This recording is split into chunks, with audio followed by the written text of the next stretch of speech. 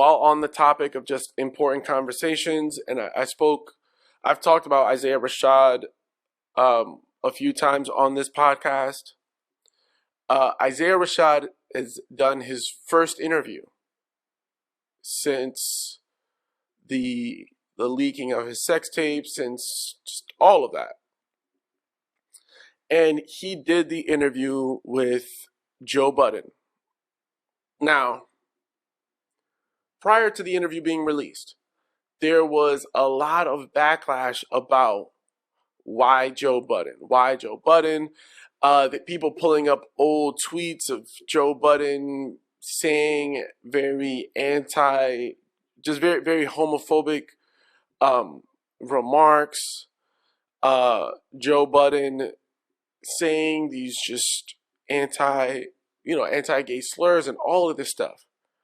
Joe Budden has been we've seen him even like on television shows when faced with someone who's trans, and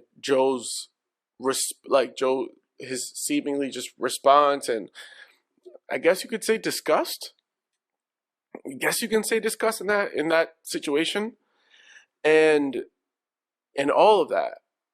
And people were saying, yeah, why Joe Budden? He's this, he's that. And that's the part that will always bother me about this cancel culture mentality that still exists, where it's just like, are we not, we're not willing to give people grace to grow. We're not willing to give people room to grow. We're not willing to give people room to change. So it's like you're bringing up all of these things of Joe Budden from over a decade ago to say that he's this and he's that. And it's just like, well, I mean, that was also 10 years ago. And he should still be allowed to grow. He should still be allowed to change. And I think in Joe Budden doing this interview, and I did watch the interview. I watched the interview because I felt that it was just a very, very important conversation. And I'm someone who I'm a big fan of Joe Budden. Right? I am a big fan of Joe Budden. As a podcaster, as a content creator, as a journalist. I wasn't the biggest fan of Joe Budden the artist. I just wasn't. It wasn't for me, but I'm not saying that it was bad music. It just wasn't for me. And I just think that's how music goes. But Joe Budden the podcaster is someone who I certainly credit for what it is that I do now, right? I don't watch Joe Budden's content purposely. And I think I've mentioned it on this pod, I purposely avoid it because his content is very influencing to me. And I mean, I'm reaching a point now where I can consume some Joe Budden content and not be as influenced, because I do feel like I've kind of sorted out what my voice is supposed to be now. But there was a very long time where that wasn't the case. But this conversation I felt like was very, very important. And lo and behold, I watched the interview, and let me tell you, it was extremely important.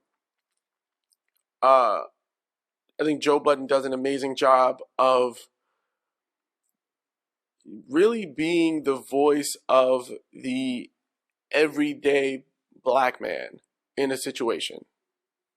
Having very real conversations that oftentimes we don't have all the time. We don't always have these conversations about mental health.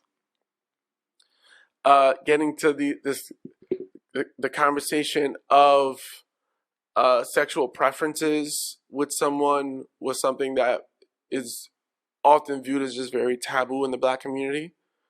And they're having this conversation like, yo, and Joe Budden isn't having these conversations as some overly polished journalist who's trying to work within the lines or anything like that. It's just, no, he's not that. And that's part of what makes him so great at this.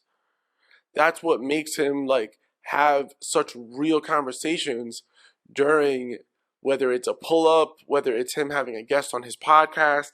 Like, he's able to have these very, very real conversations because he's just a very real person. He's not a journalist. He is the epitome of inquiring minds would like to know. He's an inquiring mind.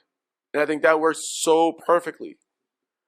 So, shout out to Joe Budden, man. Like, that was just, it was an amazing interview. It really was.